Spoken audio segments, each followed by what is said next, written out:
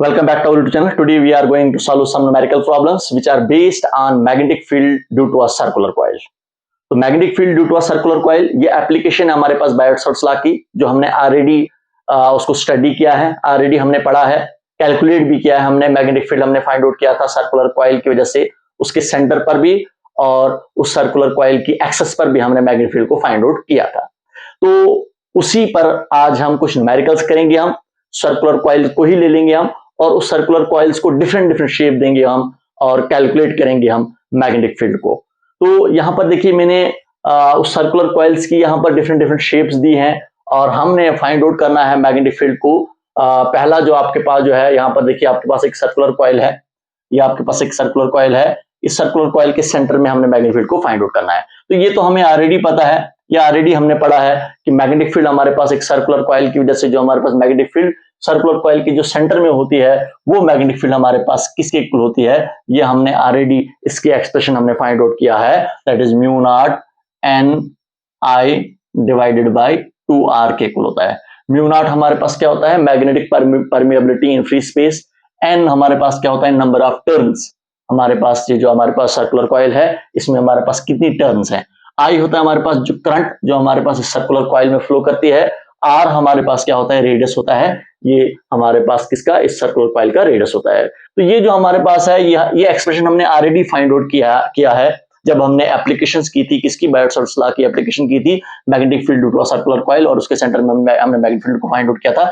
वो हमारे पास होता है mu naught N I divide by 2r के इक्वल होता है।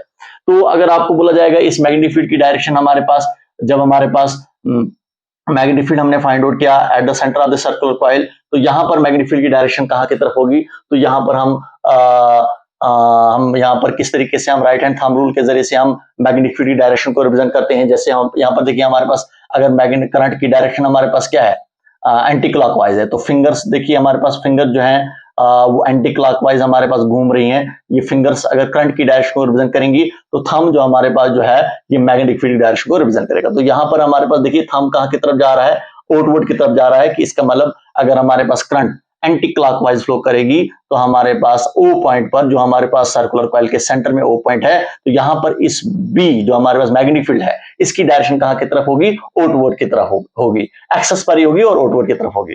अगर हमारे पास करंट क्लॉकवाइज फ्लो करेगी तो देखिए हमारे पास ऐसे करंट फ्लो करेगी तो फिंगर्स करंट की डायरेक्शन को रिप्रेजेंट करेंगी, ऐसे हमारे पास क्लॉकवाइज, तो हमारे पास थंब जो है वो इनवर्ट की तरफ जाएगा। तो उस टाइम हमारे पास जो करंट जो होगी वो मैग्नेटिक फील्ड जो होगी एट पॉइंट ओ पर वो कहां की तरफ होगी, वो इनवर्ट की तरफ होगी।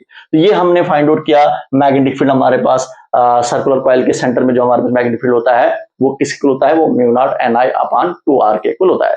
अब देखिए हम दूसरी शेप दे देंगे हम इसको, हम इस सर्कुलर कॉइल को थोड़ा सा बेंड करेंगे हम, और बेंड हमारे पास कैसी की है, एक सेमी सर्कुलर शेप दी है हमने, एक सेमी सर्कुलर आर्क आपको नजर आ रही है, और आपको बोला गया है इस सेमी सर्कुलर आर्क या हमारे पास एक सेमी सर्कुलर कंडक्टर है और इसकी वजह से सेंटर में मैग्नेटिक फील्ड कितनी होगी। यहाँ पर ओ पॉइंट हमारे पास क्या है, सेंटर है, यहाँ पर हमारे पास मैग्नेटिक फील्ड कितनी होगी। तो देखिए ये जो हमारे पास कंडक्टर है यहाँ से लेकर यहाँ तक, या ये आपके पास यहाँ से करंट इंटर हो रही है और ऐसे ऐसे, और यहाँ पर हमारे पास करंट आउट हो रही है।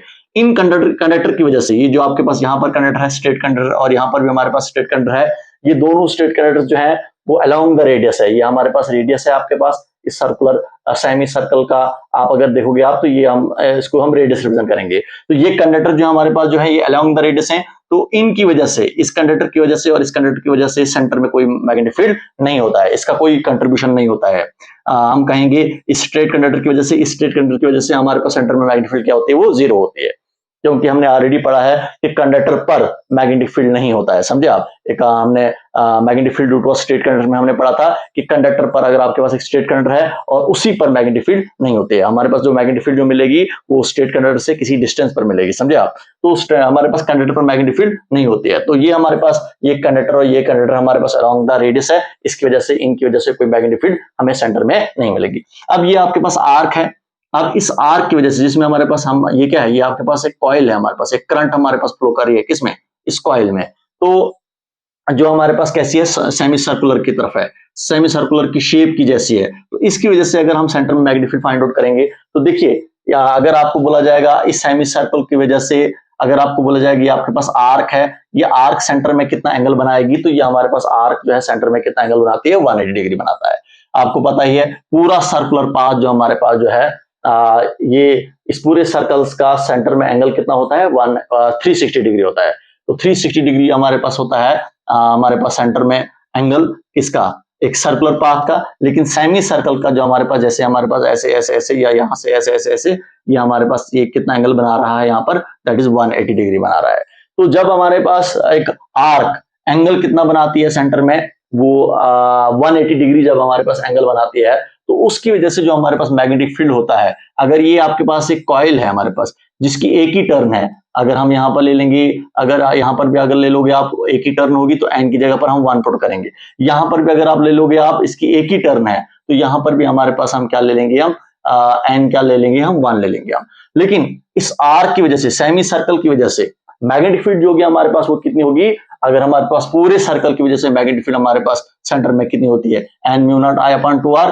तो हाफ की वजह से, इसका मतलब इस पूरे सर्कल का हाफ हो गया सेमी सर्कल, तो सेमी सर्कल की वजह से जो मैग्नेटिक फील्ड होगी हमारे पास सेंटर में, वो किसके इक्वल होगी, इसके हाफ के इक्वल होगी। इसका मतलब 1/2 म्यू नॉट, एन हमारे पास नंबर ऑफ टर्न्स है, अगर इसमें एक ही टर्न होगी तो एन की जगह पर 1 पुट करेंगे, आई, और इसके बाद आपके पास क्या आ रहा है, 2r। तो यहां पर देखिए इसको हम सॉल्व करेंगे, तो आपके पास जो आएगा म्यू नॉट आई अपान किसके इक्वल आ रहा है, 2 2 जार 4, 4r आपके पास आ रहा है। तो mu naught I upon 4r, ये आपके पास मैग्नेटिक फील्ड फाइंड आउट हो रहा है, कहां पर, eight the centre of this semi circular coil. Semi circular coil के सेंटर में हमारे पास मैग्नेटिक फील्ड कितना आ रहा है आपके पास, that is mu naught I upon 4r के इक्वल आ रहा है। अगर हमारे पास इसमें एक ही टर्न है, अगर हमारे पास n टर्न्स होंगी तो इसमें n भी हम पुट कर सकते हैं।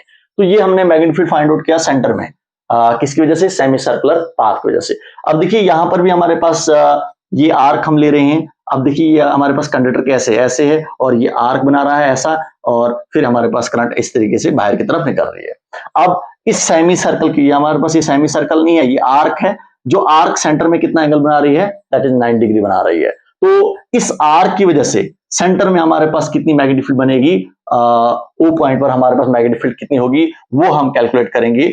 तो वो किसके इक्वल होगा, देखिए हमारे पास, मैंने कहा यहां पर भी ये एक स्ट्रेट कंडक्टर है, ये भी स्ट्रेट कंडक्टर है, इनकी वजह से, इस कंडक्टर की वजह से, इस कंडक्टर की वजह से सेंटर में हमारे पास मैग्नेटिक फील्ड क्या होगा, वो 0 होगा। क्यों, क्योंकि ये कंडक्टर और ये कंडक्टर ये अलोंग द रेडियस है, दोनों हमारे पास अलोंग द रेडियस है, तो इनका कंट्रीब्यूशन, इनकी वजह से मैग्नेटिक फील्ड हमारे पास वो पॉइंट पर नहीं मिलेगी। फिर आपके पास ये आर्क है, आपके पास ये आर्क बचती है, ये आपके पास एक कंडक्टर है जो आर्क की शेप का है, और ये कितना एंगल बना रहा है सेंटर में, दैट इज 9 डिग्री बना रहा है। तो जब आपके पास आर्क सेंटर में कितना एंगल बनाती है, 9 डिग्री एंगल बनाता है, तो वहां पर हमारे पास जो होता है मैग्नेटिक फील्ड जो होती है हमारे पास, वो किसकी इक्वल होती है, 1/4 times the magnetic field due to a circular coil. हमारे पास एक सर्कुलर कॉइल की वजह से जो हमारे पास सेंटर में मैग्नेटिक फील्ड बनती है, जो इसके इक्वल होती है, तो वो मैग्नेटिक फील्ड, उस मैग्नेटिक फील्ड को हम 1/4 के साथ मल्टीपल करेंगे हम, तो हमारे पास मैग्नेटिक फील्ड निकलेगी कहां पर, एट पॉइंट ओ पर, ड्यू टू दिस आर्क, जो हमारे पास आर्क कितना एंगल बना रही है सेंटर में, दैट इज 90 डिग्री। तो इसका मतलब मैग्नेटिक फील्ड जो हमारे पास यहाँ पर ओ पॉइंट पर होगा, वो किसी को होगा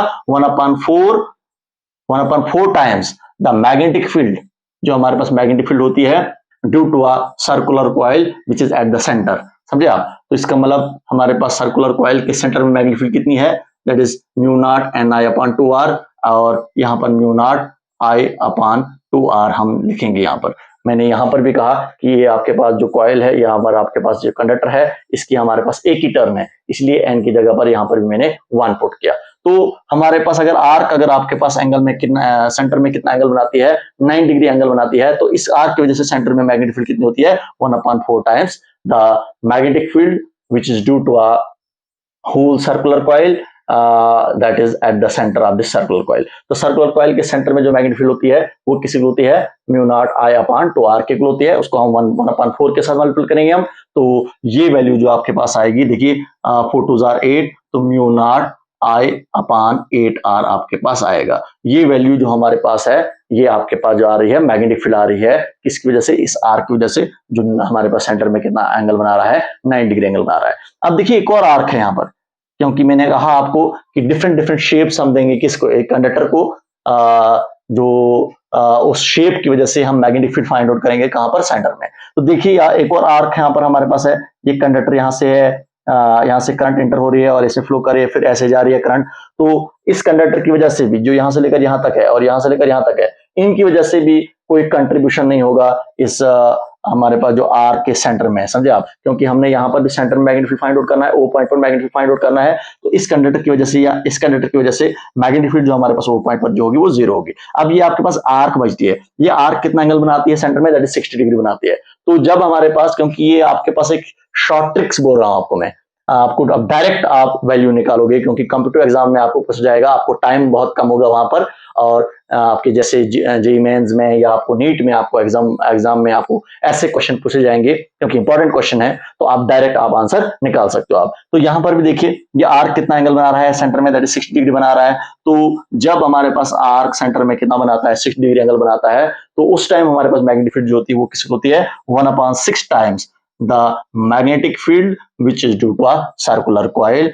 और सर्कुलर कॉइल जो हमारे पास सेंटर में मैग्नेटिक फील्ड बनाती है वो किसके इक्वल होती है, that is mu naught I upon 2r के इक्वल होता है। इसको हम 1/6 के साथ मल्टीपल करेंगे हम, तो जो आपके पास वैल्यू आएगी वो हमारे पास इस आर्क की वजह से मैग्नेटिक फील्ड बनेगी कहां पर, एट पॉइंट O पर, जो आर्क कितना एंगल बनाती है, 6 डिग्री एंगल बनाती है। तो यहां पर भी टर्म जो हमने ली है वो एक ही टर्म ली है, कॉइल जो हमारे पास है, एक आर्क जो हमारे पास है, एक कंडक्टर है, इसकी एक ही टर्न है, इसलिए यहां पर भी एन क्या लिया है मैंने, एन की जगह पर वैल्यू पुट की है मैंने 1। तो आपके पास इसको सिंप्लीफाई करोगे आप तो mu naught I upon 6 to 12 R आपके पास आ रहा है। तो ये हमने मैग्नेटिक फील्ड को फाइंड आउट किया इस आर की वजह से। तो देखिए यहाँ पर भी आप देखोगे, आप जो करंट जो फ्लो कर रही है वो एंटी हमारे पास क्लॉकवाइज फ्लो कर रही है, यहाँ पर भी क्लॉकवाइज, यहाँ पर भी क्लॉकवाइज, यहाँ पर भी क्लॉकवाइज, यहाँ पर एंटी क्लॉकवाइज फ्लो कर रही थी। तो जब हमारे पास करंट क्लॉकवाइज फ्लो करती है तो मैग्नेटिक फील्ड हमारे पास सेंटर में जो होती है वो कहां की तरफ होती है, इनवर्ट की तरफ होती है। आप वैसे ही आपके पास जो है आप ये थंब यूज कर सकते हो, आप right hand thumb rule use कर सकते हो आप। तो कर्ल फिंगर जो है वो मैग्नेटिक फील्ड की डायरेक्शन को रिप्रेजेंट करती है। तो अगर मैग्नेटिक करंट हमारे पास, कर्ल फिंगर जो है वो करंट की डायरेक्शन को रिप्रेजेंट करती है और थंब जो है वो मैग्नेटिक फील्ड की डायरेक्शन को रिप्रेजेंट करता है। तो अगर करंट ऐसे फ्लो कर रही है तो थंब बाहर की तरफ जा रहा है तो मैग्नेटिक फील्ड हमारे पास बाहर की तरफ होगी। लेकिन यहाँ पर हमारे पास जो है